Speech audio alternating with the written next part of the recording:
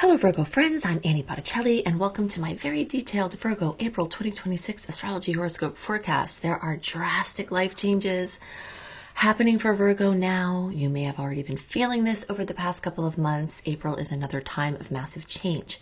I'm going to go into all of that as well as hit all of the important placements that we've got going on here, and there's a lot happening in this chart this month. So I'll give you the what you may seize, the what it's good to do, and what you should watch out for everything that's going on in the Virgo chart. This is for you if Virgo is your sun sign, your moon sign, your rising sign, or any other Virgo placement you're listening for. What I'm going to talk about here is part of your astrological picture. Very late degree Virgo friends, so birthdays like September 15 through the rest of the sign, or 23 degree Virgo placements through the rest of the sign, I suggest you additionally listen to my Libra report, as you very late degree friends will benefit from both readings. Okay, so I'm going to give you some really important dates. You may want to have something to jot these down, or you can have a re-listen, or you can, in another window right now, go to anniehelpsyou.com and click on Unleash. Scroll down just a bit, click on Unleash, and that will give you access to my April Sweet and Salty Star Report. That will give you not only the dates that I talk about in this report, but also all of the good dates, the troublesome dates, and the ones in between to watch. A very detailed report that I write myself. No AI on this channel. And so yeah, you can go do that now, and this will be an accompaniment to what we're going to discuss here. Okay, so let's just get down into the nitty-gritty of what's happening. For the YouTube friends that are watching, you can see this massive congregation of energy in the top right quadrant of the chart. We're going to break this down. And for those of you who are listening on the syndicated podcast, there are 1, 2, 3, 4, 5, 6, 7, 8, 9, 10, 11, 12, 13, 14, 15. 15 planets plus the new moon in this right quadrant of the chart. So that is what we're going to be kind of focusing on, as well as talking about the full moon and something else of particular note, in addition to the after effects and continued effects of the Virgo eclipse that happened in March. These life-changing trajectory shifts that have been in effect.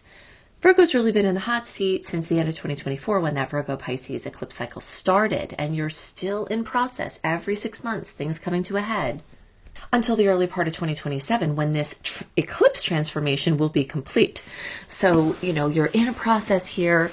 You're moving through major changes in your personal life, in your relationship sector, how you relate to other people, and that story of relationships is targeted again at this time, with the predominance of the energy being in the 7th and 8th houses. 7th and 8th houses are ruled by Libra and Scorpio, and they are the partnership houses.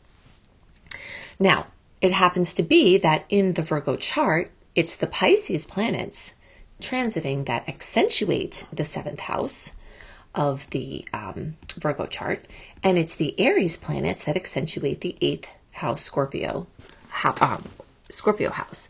So let's break this down a little bit. So in general, the energy of North Node, Vesta, Mercury, Pallas Athena, and Mars, all in Pisces. What you may see from this is the energy of karmic relationships, turning points, revealing where your devotion or where your projection or where your blurred boundaries have shaped your partnerships.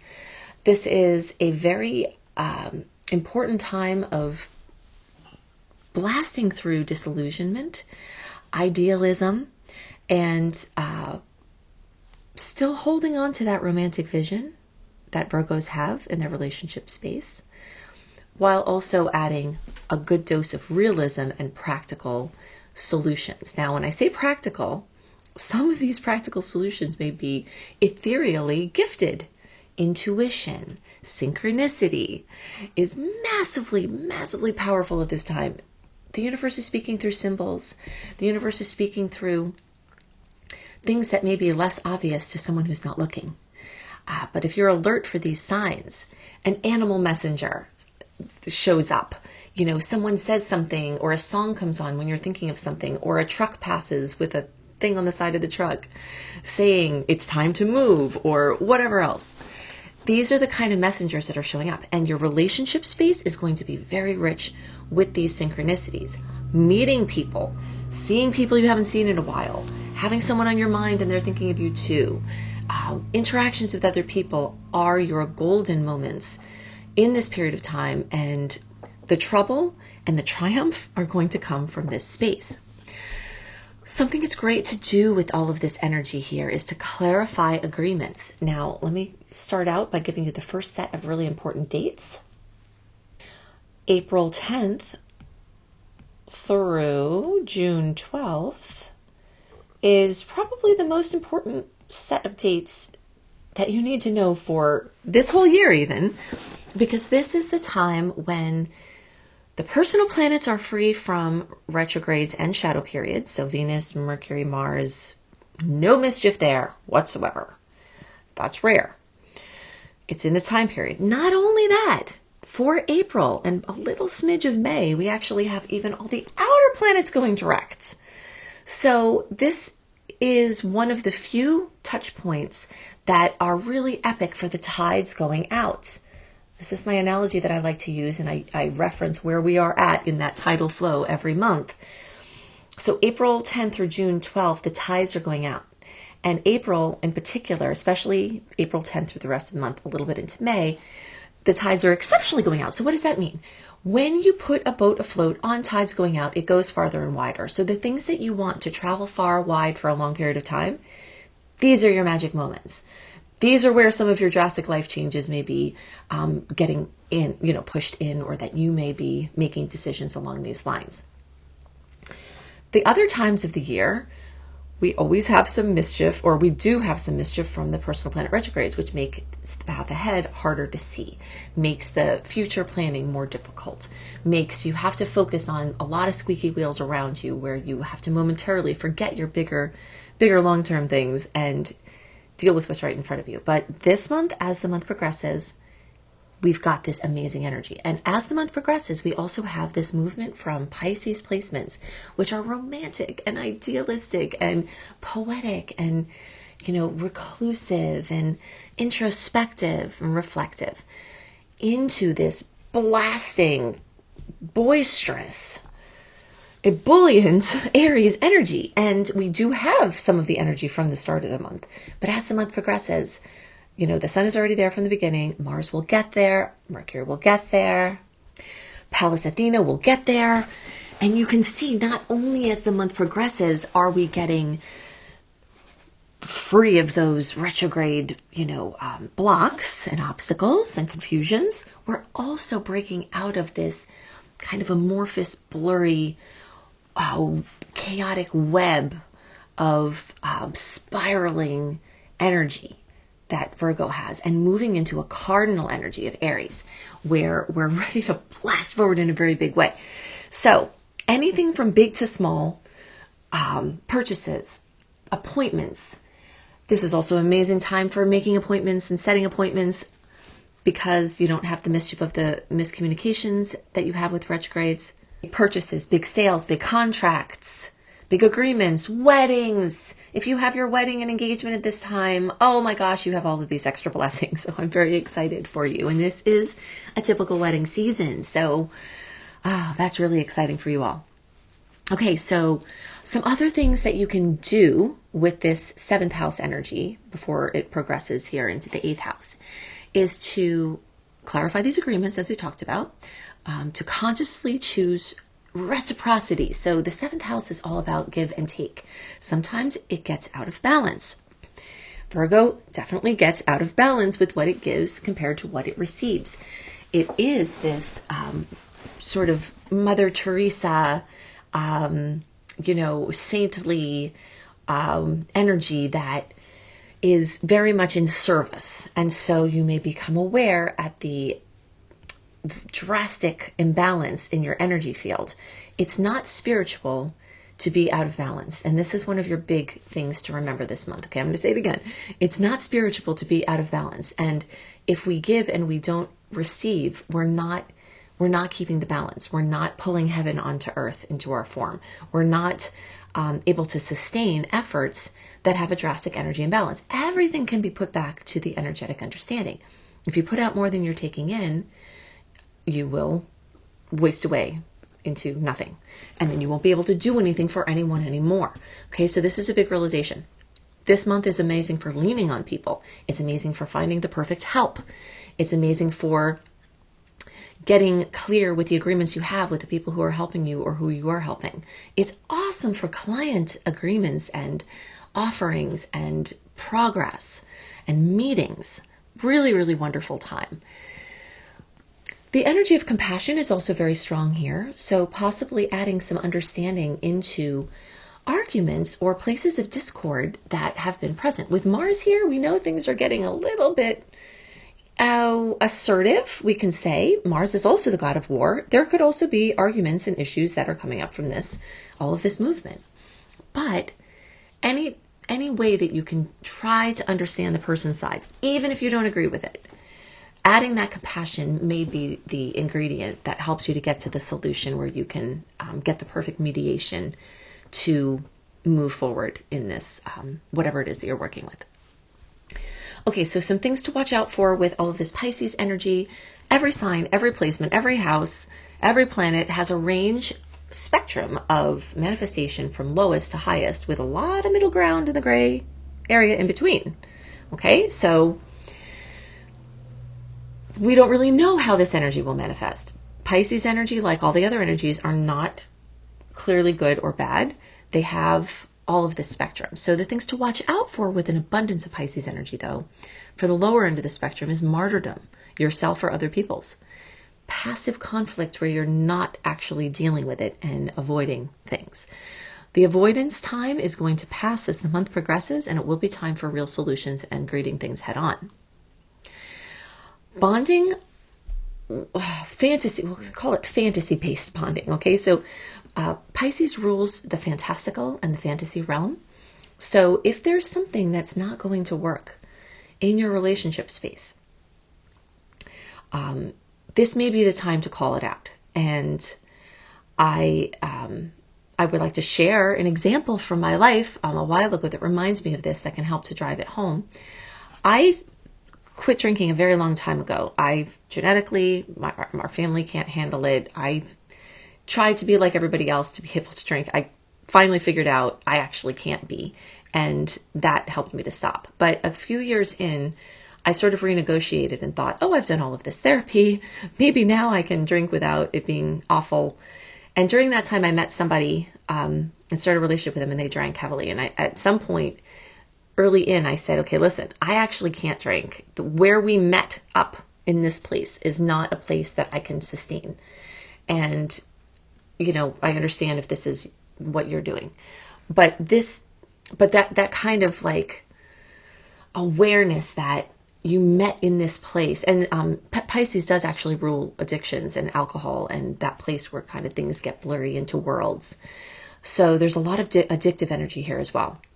So that conversation that I had to have where I said, I actually don't drink. I'm not going to be able to continue like going out into this space and doing this. And then of course this person was like, well, I actually do. And this is what I'm going to be doing. And, when we sort of had that, okay, so what are we going to do with this kind of situation? And these are the kind of conversations that may be coming up. You may be coming to these realizations that you bonded in a way that was not sustainable or was fantastical or was substance-based or was something here. And now the clarity is coming, the decision-making is coming, that your path forward may not be in the direction of some of the relationships that are present right now. And it's an amazing time to make those decisions, okay? You're really one of the best times of the whole year. Okay. Something else that may happen at this time is a lot of emotional intensity in relationships. A little key to take with you is that emotional intensity is not necessarily destiny. All right, so just kind of tune into that. Okay, so I think we talked at length about the Pisces planets. Let's just talk about the Aries planets. As we have all of this energy again, Mercury, Pallas, Mars, Neptune, Saturn, the Sun, Eris, Chiron, moving through Aries, of those placements, some of them are short-term. They're going to breeze through pretty quickly here, highlighting this month. And some of them are there long term. So Neptune and Saturn recently there will be there for a long time. Eris will be there, forever. Chiron's been there for 4-ish years. Still got a little bit to go. Coming out pretty soon though. And then the Sun, Mars, Pallas, and Mercury are all going to breeze through. But whatever it is, that's a massive amount of energy in that 8th house. So what you might see here is mysteries being solved and resolved, mysteries being dove into, intimacy, power struggles, empowerment, shared resources, shared finances, debts, loans, credit, legacies, wills, estates, estate planning, spousal income or shared resources, family income or shared resources, or investments. So that is being majorly highlighted. If you have to make an investment these dates, April 10th through June 12th, amazing, because you at least have clarity and there's forward movement with these tides going out. All right. So this is very, very positive. You may see some energies that you may see that are going to be very much in your face are going to be directness, boldness. Some things you have to watch out for are impulsiveness, explosions, exposing things not ready to be seen yet. This is sort of an inner world of the 8th house mixed with the outer world of Aries. And again, this cardinal energy just ready to push forward. So you're going to have these strong desires. You're going to want to take decisive action. You're going to feel this risk-taking. Combative energy may be present. And, so this is all happening. And there is going to be a lot of this push and pull because we do have these Pisces planets. Some of them are still there, even as the month progresses. From the Virgo placements, the Pisces placements are pulling you in either direction. It's an opposition. Now you have some of these oppositional energies. So you're going to feel this creation of force, of movement. So some of the things that is great to do at this time is to have those important conversations. This is definitely a window of time for important conversations. Even earlier in the month, still has a lot of good energy around it. More clarity may come April 10th and beyond. But as you're moving through the month, you'll feel it if you're paying attention. All right, so you're going to see this karmic responsibility. You're going to see this strong desire to reclaim or initiate deep change and transformation. You're going to see illusions dissolving around power, intimacy, shared finances. There's a lot of dissolution energy. Pisces is ruled by Neptune, and Neptune has this dissolving energy. Neptune is in this 8th house. So you see this dissolving is coming up. And when something's dissolved, we start building anew. And as Neptune is dissolving, Saturn is there building. And this is a very unique thing in history because it's very rare that we have Saturn and Neptune together, close together like this. And at the early degrees of the beginning of the zodiac. So this is, a time to dissolve and build. And you will be feeling this in those worlds. Okay, so some other great things to do, you're building foundations. You're maturing your emotional commitments, renegotiating, figuring out who you're becoming and who the people you're in relationship with are becoming and making your new contracts and agreements based on that. You're taking decisive action around debt, investments, clearing up energetic cords. You are asking those important questions about death, inheritance, legacy. And you're bringing spiritual awareness into the intimate space without losing grounding. Okay, you're simultaneously grounding while you're dissolving. And you're also healing by this courageous engagement with what once felt unsafe. Okay, so that's happening. Some other things to watch out for are defensive independence, because Aries is very independent and it can be very defensive. Okay. And if there's true closeness that's being blocked by this defensive independence, these are the kind of topics that may come up now. Some other things to watch out for are financial confusion. Neptune can bring confusion. These Pisces energies can bring confusion. Deception even. Blurred energetic boundaries. This whole month would be a fantastic time to shore up your security in your home, online, your inboxes. Is the email you're using not taking care of your privacy? Do you need to explore other options? This is a time to think about those questions, be proactive, and make permanent progress on your personal space. Okay, so you're going to also watch out for fear-based modalities or fear-based restrictions or fear-based decision-making.